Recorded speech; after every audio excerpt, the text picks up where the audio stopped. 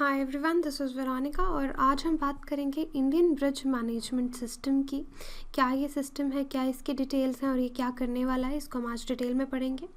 आप मेरे video updates के लिए आप मुझे फॉलो कर सकते हैं इंस्टाग्राम पे, और जो पीडीएफ है वो फेसबुक और टेलीग्राम चैनल पे अपलोड कर दिया जाएगा। ये है हमारा चैनल स्टडी आईक्यू। अगर आप किसी भी तरह की गवर्नमेंट एग्ज़ाम की तैयारी कर रहे हैं, चाहे वो आपके बैंक कोर्सेज़ हो गए, एसएससी जेई कोर्सेज़ हो गए, railway courses, UPSC courses, optional, state PSC, अगर आप इनमें से किसी के बारे में भी कोई भी जानकारी लेना चाहते हैं तो आप इन नंबर्स पे कॉल कर सकते हैं या फिर आप हमारी साइट पे विज़िट कर सकते हैं। तो चलिए देखते हैं सबसे पहले कि इसका रेलेवेंस क्या है आपके एग्ज़ाम के हिसाब से। और अगर सबसे पहले हम यूपीएससी की बात करें तो mains paper 3, UPSC CSC exam की बात करें तो जो मेंस पेपर 3 है इकोनॉमी का, वहाँ पे इंफ्रास्ट्रक्चर के अंदर इन टॉपिक्स के अंदर ये जो क्वेश्चन है आपको पूछा जा सकता है। ये टॉपिक कवर होता है ऑब्जेक्टिव लेवल पे, जहाँ पे आपको एमसीक्यूज़ पूछे जाते हैं, चाहे आपका प्री का एग्ज़ाम हो या कोई भी गवर्नमेंट एग्ज़ाम हो। वहाँ पे आपको ये जो पूरा सिस्टम है ब्रिज मैनेजमेंट सिस्टम, इसके बारे में पूछा जा सकता है कि ये क्या है, इसके क्या फीचर्स हैं, राइट। और सब्जेक्टिव लेवल पे रोड इंफ्रास्ट्रक्चर मेंटेनेंस कैसे होती है भारत में, जो रोड्स हैं या ब्रिजेस हैं उनको ध्यान गवर्नमेंट किस तरीके से रखती है, इस पे आपको क्वेश्चन जो सवाल हैं वो पूछे जा सकते हैं।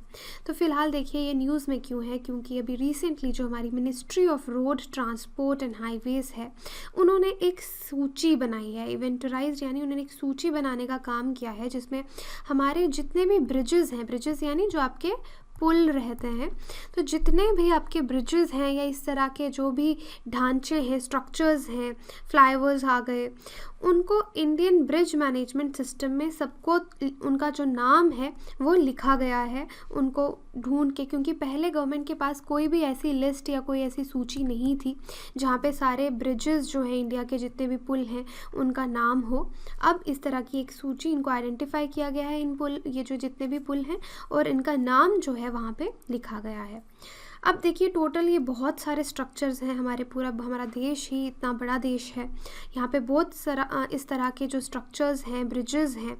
अब जो कलवर्ट्स हैं, कलवर्ट्स यानी पुलियाँ, जो छोटी पुली होती है, अगर आपने देखा हो कि कहीं से अगर कोई रेल गुजर रही है या कोई रोड गुजर रही है तो उसके नीचे पानी को जाने के लिए ऐसे कलवर्ट्स जो हैं, छोटी पुलियाँ जो हैं वो बनाई जाती हैं।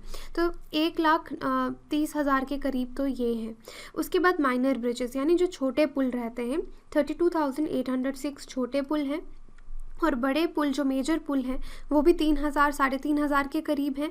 और उसके बाद जो आपके एक्स्ट्रा लॉन्ग ब्रिजेस हैं, काफ़ी बड़े बड़े पुल हैं जिनके ऊपर भी स्ट्रक्चर्स रहते हैं, सब स्ट्रक्चर्स भी रहते हैं, वो भी अराउंड 2,000 यानी 1,835 जो हैं, इन ब्रिजेस के नाम इस लिस्ट में जो तैयार की गई है वहाँ पे डाले गए हैं।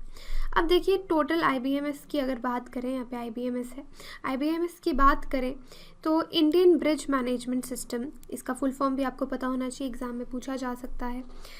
और इसमें काम क्या किया जाएगा, ये जो भी सूची इन पुलों की तैयार की गई है देश में, इनको रेट किया जाएगा इनकी स्ट्रक्चरल कंडीशन पे। स्ट्रक्चरल कंडीशन यानी कि जो भी इनका ढांचा है या ये कब इनका निर्माण हुआ है या इनकी बनावट कैसी है, उसके आधार पे इनको रेट किया जाएगा। जैसे नंबर 1 होगा जो बिल्कुल एकदम फर्स्ट क्लास कंडीशन में होगा, और अगर उसको हम 0 to 9 की स्केल पे कैसे इसको हम रेट करेंगे आगे ये मैं आपको बताऊँगी। तो जो अगर काफ़ी 9 जिसका अगर नंबर आएगा तो डैट डिपेंड्स कि इसको रेट किया जाएगा उसकी कंडीशन पे, जो अच्छा पुल है उसको उस तरीके से रेटिंग मिलेगी, राइट। और इससे आपको मदद क्या मिलेगी कि टाइम पे हमको पता रहेगा कि किस पुल को किस टाइम पे रिपेयर की ज़रूरत है, किस टाइम पे उसको ठीक करना है या फिर से बनाना है। अगर उसमें कोई प्रॉब्लम है, पर्टिकुलर जगह पे कोई प्रॉब्लम आ रही है तो उसको ठीक करवाया जाएगा, क्योंकि डेफिनेटली इससे हमारी जो लाइफ का लॉस है हम रोक सकते हैं, क्योंकि बहुत बार हमने बहुत सारे हादसे भी देखे हैं।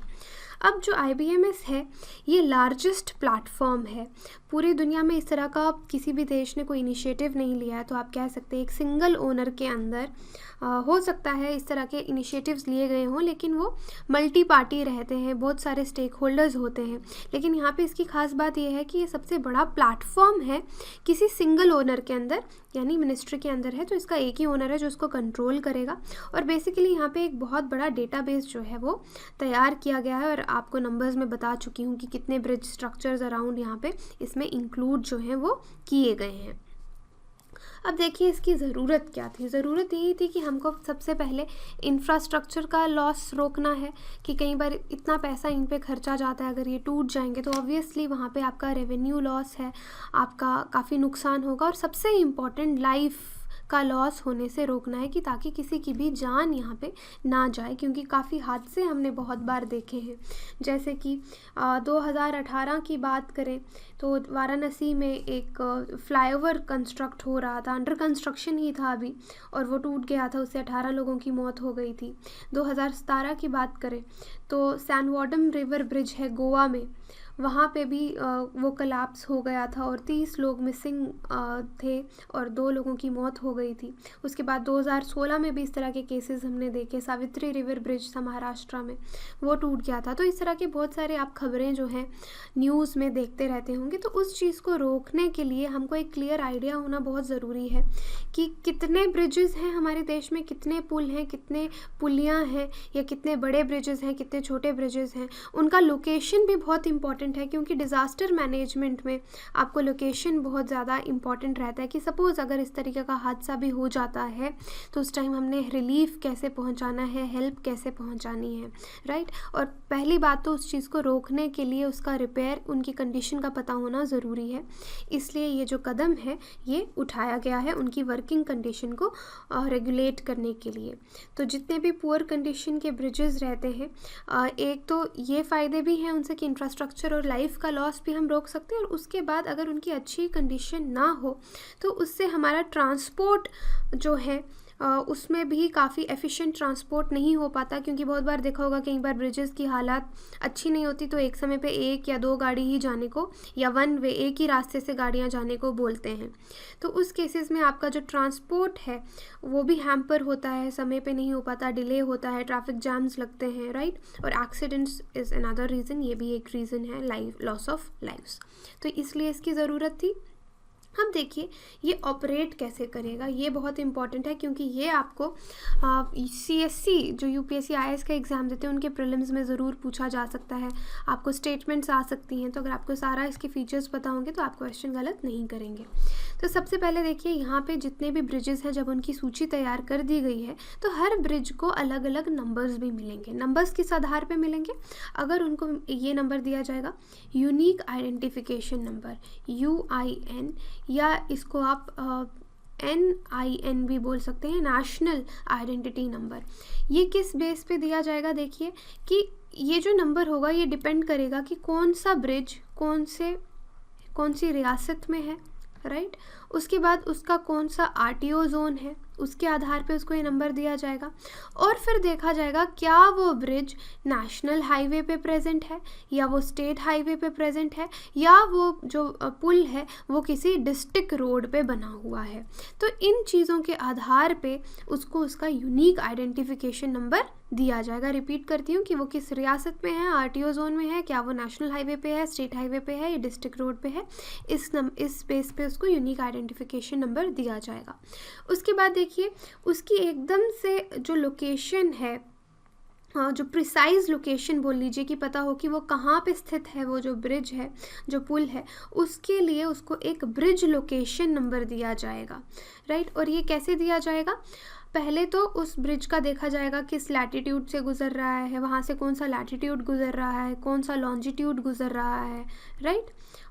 कौन सा लैटिट्यूड है, कौन सा लॉन्जिट्यूड है। और फिर GPS जो आपका सिस्टम है वो यूज़ करके हम उस ब्रिज को उसका नंबर देंगे, ताकि अगर कभी कोई हादसा भी हो जाता है तो उसका लोकेशन, डिज़ास्टर रिलीफ जो मैनेजमेंट है, इस तरह का रिलीफ पहुंचाने में हमको मदद मिल सके। उसके बाद ब्रिज क्लासिफिकेशन नंबर भी दिया जाएगा, जो इस तरह का स्ट्रक्चर है। अब देखिए क्लासिफिकेशन जो है उसकी वो किस बेसिस पे की जाएगी, इसका अलग आधार है। जैसे उसका क्या, उस ब्रिज का कैसा डिज़ाइन है, या फिर डिपेंड करता है किस मटेरियल का वो ब्रिज बना है। टाइप ऑफ ब्रिज क्या है, माइनर है, मेजर है, कन्वर्ट है, क्या है। एज यानी कितना पुराना है, कब वो बना था। लोडिंग कि उसमें से कितना जो ट्रैफिक है वो कितना गुजरता है वहाँ से।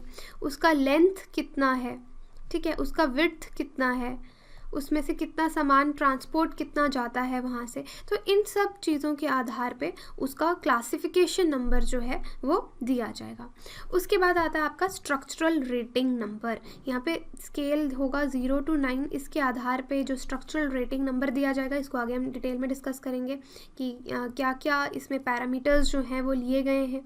और उसके बाद बहुत important socio economic bridge rating number भी दिया जाएगा। सोशियो इकोनॉमिक ब्रिज रेटिंग का मतलब है कि उन ब्रिजेस को, उन जो पुल हैं उनको इम्पोर्टेंस दिया जाएगा जो डेली लेवल पे बहुत ज़्यादा कंट्रीब्यूट करते हैं। पता चलेगा कि वहाँ पे इस ब्रिज को यूज़ करने वाला, डेली यूज़ करने वाली कितनी पॉपुलेशन है या कितना ट्रैफिक वहाँ से गुजरता है, कितना इम्पोर्टेंस है इस ब्रिज का हमारी सोशियो इकोनॉमिक लाइफ पे।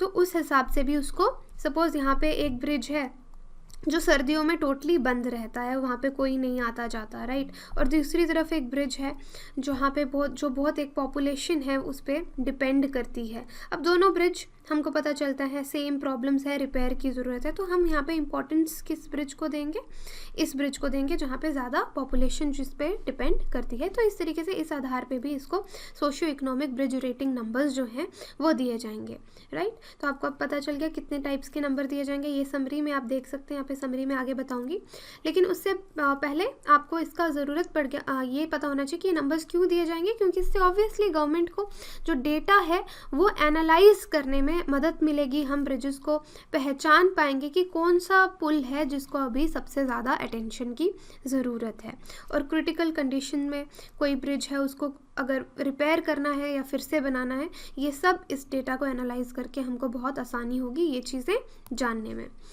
और इसके बाद देखिए ये एक समरी है कि IBM जो इंडियन ब्रिज मैनेजमेंट सिस्टम है, इसमें एक NIN नंबर दिया जाएगा, ये नंबर दिया जाएगा, और यहाँ पे मैंने SRN की बात की थी, तो SRN को एक बार डिटेल में देखते हैं कि इसका स्केल 0 to 9 रहेगा।